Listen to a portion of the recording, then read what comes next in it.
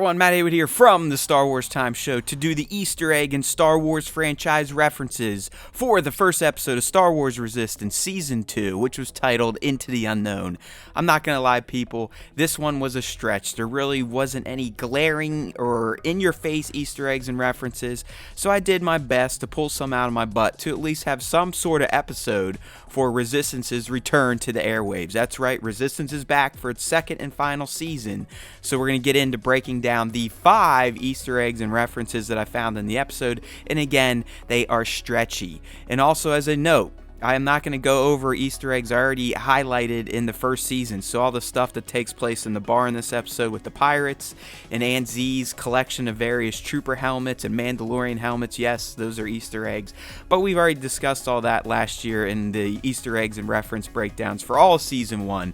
So let's get on with the new stuff. And again, it's nothing that you're going to be like, oh my god, that's such a cool Easter egg. But they are eggs and references nonetheless. So here we go.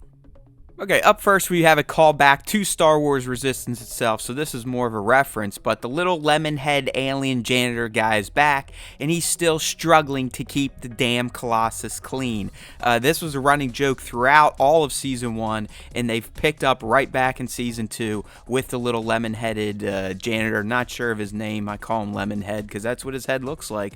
But there's even multiple jabs at him in this episode where, you know, Kaz and Niku were messing stuff up, and the guy's just like, keep this damn Colossus clean. So yes, Lemonhead Boy is back, and he's still trying to keep the Colossus clean while everyone is screwing it up. Alright, up next we have another reference, and it comes when Kaz and Niku go to talk to Doza about what can we do to help, buddy? How can we help get the Colossus back up and running? And then they kind of lamented the fact that how the First Order just kind of came out of nowhere, rose to power, and took out the core government. And Doza kind of reflects like, I hoped my child and younger people like you would never have to experience a huge mistake like this before, a mistake I've made myself. And he was referencing to his time with the Empire. Remember, Doza was an Imperial officer, so he kind of got duped into thinking that the Empire and Palpatine, they were here for good. And in the end, they just wanted galactic domination. So it was a nice little reference to Doza's past.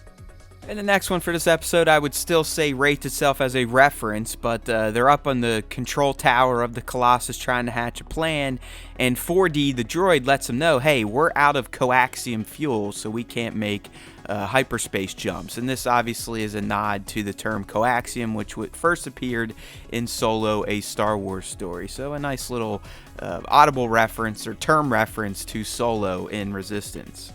Alright, so my stretchy references for Into the Unknown, the first episode of Season 2 Resistance, continues with CB's lighter arm. That's right, just like BB-8, CB, she's got herself a lighter and she was using it to combat the very feisty First Order ball droid that was giving the crew of the Colossus problems in this episode. So, might have mentioned this Season 1, couldn't remember, plus this episode or this Easter egg breakdown was lacking. So here we go, CB's got a lighter just like BB-8, where the First Order ball droids, they get some sort of death electrified electrocution device, so it kind of lines up with the First Order's mentality as opposed to Resistance, who is looking for peace.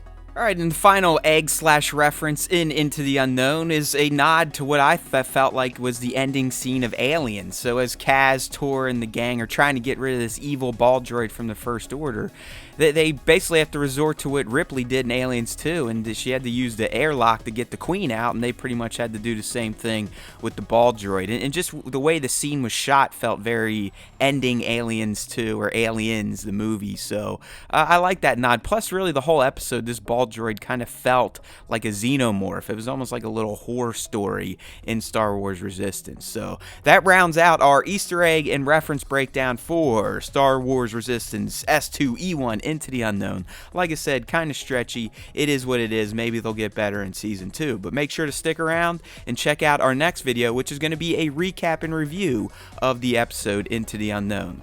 Thanks for watching. This is Matt Haywood signing off for the Star Wars Time Show, because there's always time for Star Wars time. And don't forget, if you listen to the Star Wars Time Show podcast, the Force will be with you always.